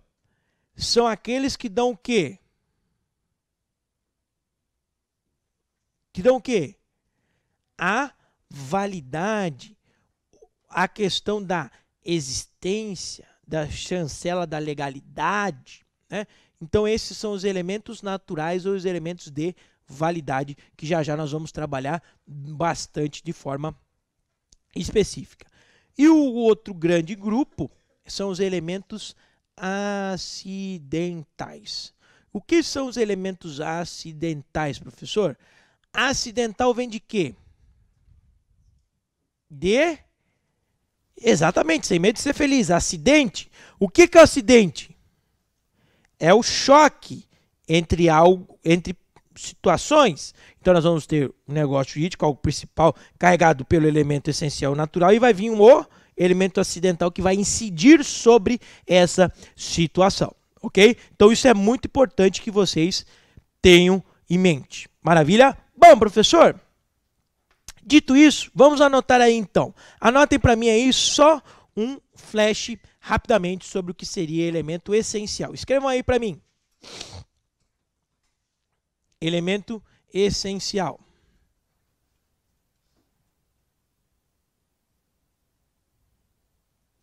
São aqueles que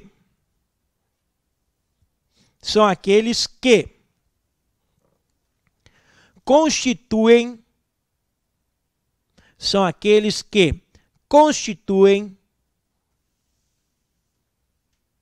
a existência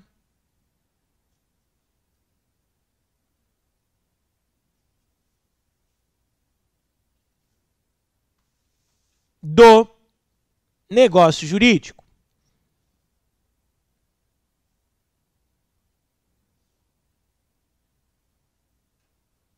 Ok?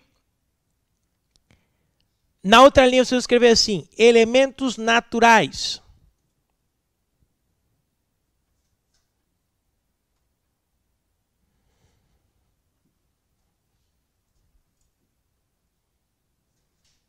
Vamos lá?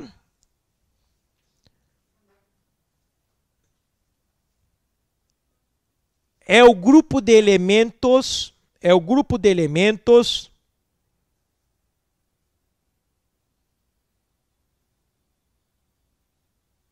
que corresponde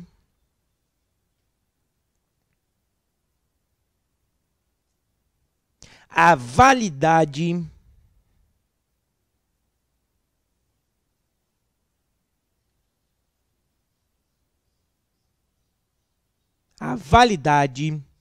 do negócio jurídico.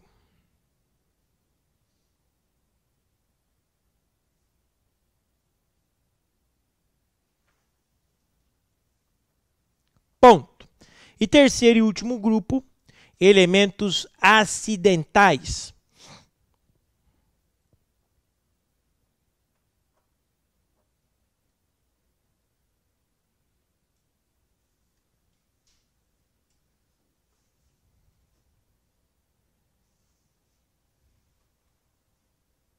São os elementos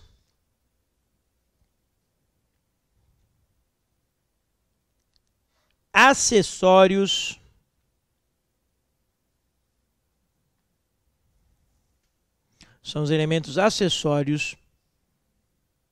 no negócio jurídico.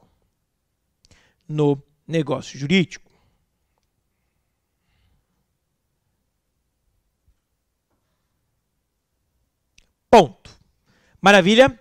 Prontos? Vamos lá então, meus queridos, a navegar nessa situação importante que trata-se sobre esses elementos, de maneira bastante objetiva. Dentro dos elementos essenciais, que são os elementos estruturais de existência, nós temos 3. Declaração da vontade, finalidade negocial e idoneidade do objeto. Aqui, pessoal, esses 2 últimos, não precisamos tecer maiores comentários. Em que sentido, professor? Nós temos aqui a finalidade negocial. O que é o conceito de finalidade negocial, meus queridos? É justamente a finalidade que aquele negócio jurídico tem que ter. E qual que é a finalidade que todo negócio jurídico tem que ter? Uma finalidade lícita. E que gere o quê? Todo negócio tem que ser gerido por meio de um elemento constituinte. Qual? A boa-fé. Então, quando eu vou realizar um negócio jurídico, eu tenho que ter o quê? Boa-fé. Então, nesse caso, se eu tenho boa-fé, eu tenho aí um fim lícito. Então, essa é a finalidade negocial. E aí, o que acontece? O outro elemento, idoneidade do objeto. O que é essa idoneidade do objeto?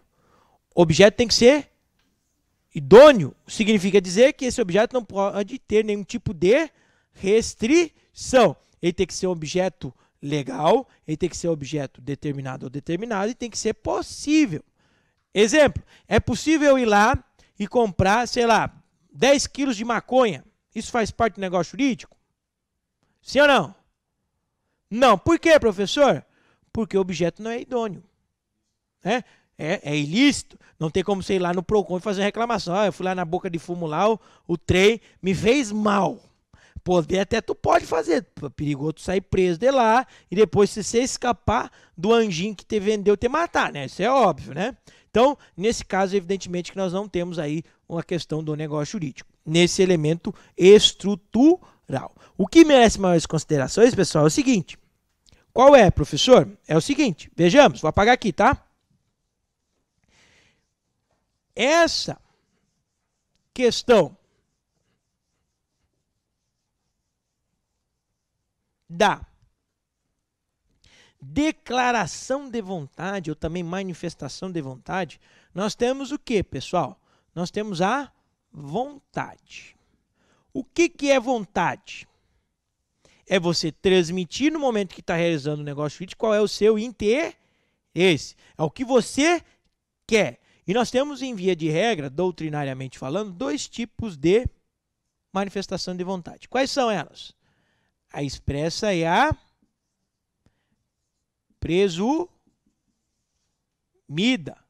ou tácita, né?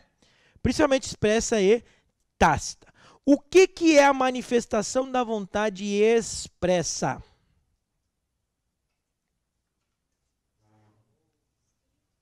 Oi? Somente escrita é expressa.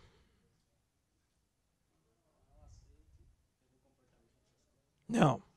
Nós temos aí a modalidade escrita, nós temos a modalidade que? Verbal. O que mais? Gestual, pessoal. Também é uma situação expressa. Por exemplo, professor, está lá no leilão.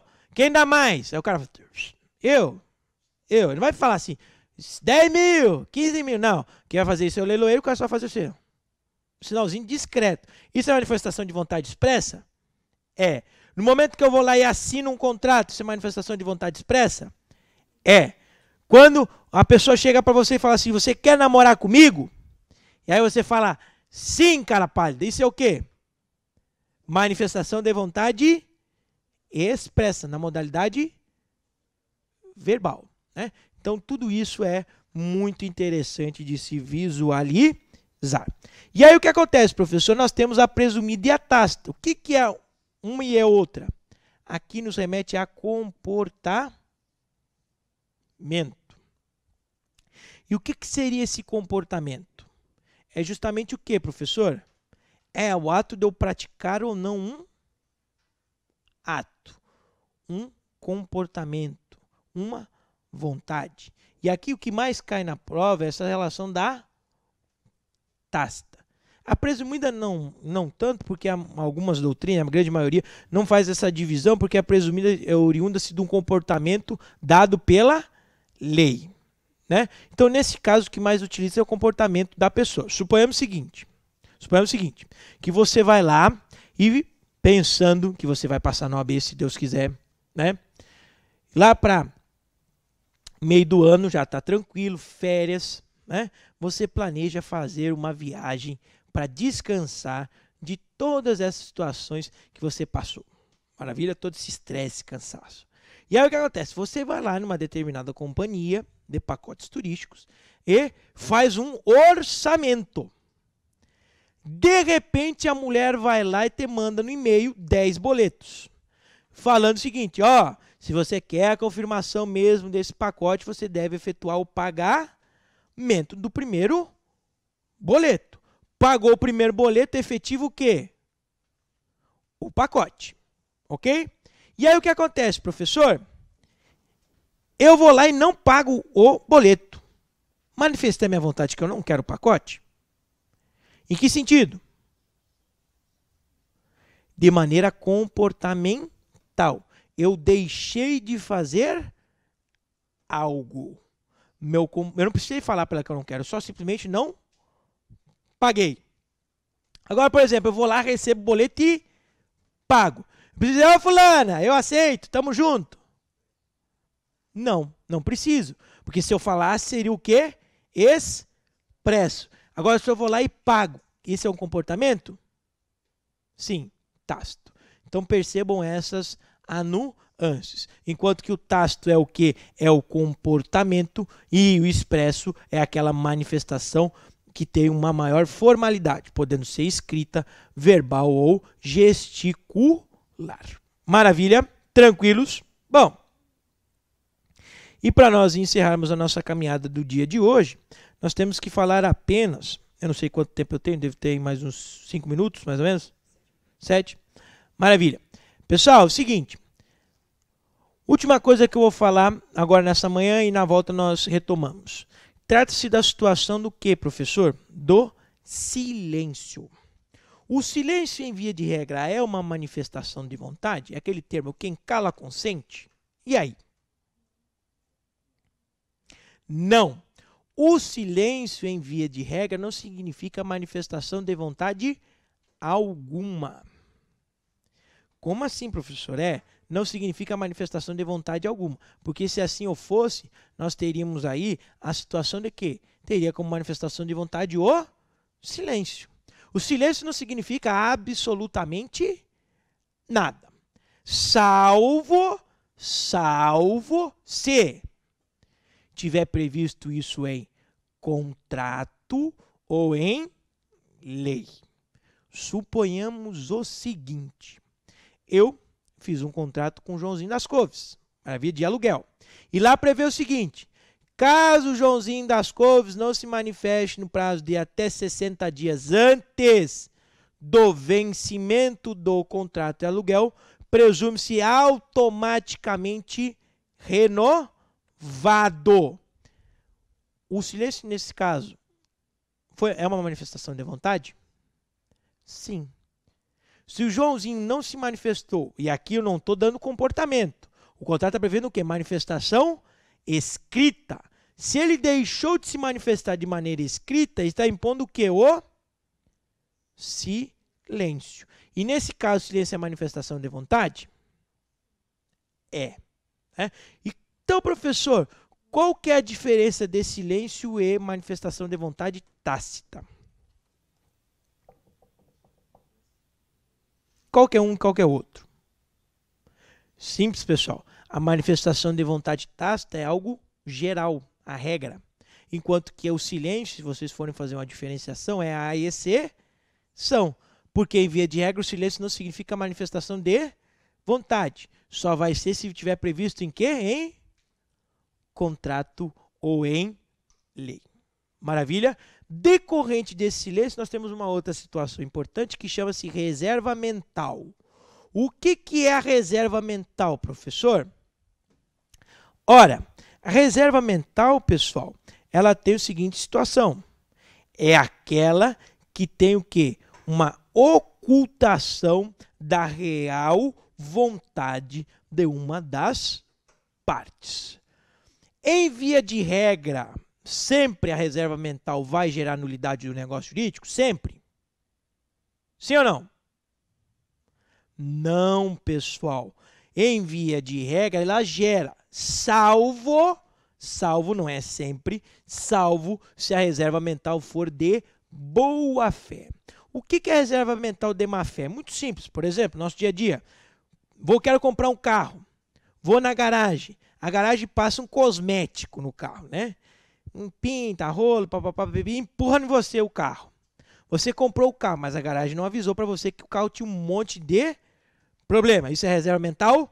É. Isso é vício oculto? É. Isso lá no direito do consumidor gera o quê? Anulação do negócio. Professor, qual seria a reserva mental de boa fé? Suponhamos o seguinte, que eu tenho um amigo que não está com boas condições financeiras, mas ele não aceita ajuda. O que eu vou fazer? Eu vou falar, fulano, ó, eu vou lhe dar aí R$300 para você limpar o meu pátio. Nossa, professor, me diz quem é esse cara aí que eu vou lá, né? R$300 para limpar um pátio. Qual que é a real intenção desse cara? Não é que o amigo dele limpe o pátio dele, e sim o quê? Ajudar o seu amigo. Né? Então percebam essa situação dessa reserva mental. Maravilha, tranquilos, de boa. Pessoal, pedi para vocês encarecidamente, não sei que horas são, é meio-dia aí? Isso. Pedi para vocês que voltem um pouquinho antes, lá por 1h40 mais ou menos. Sei que vocês normalmente voltam 2 horas, mas vamos voltar por 1h40 para que a gente possa terminar o conteúdo, porque é muita coisa para a gente revisar. Maravilha? Um forte abraço e até a tarde.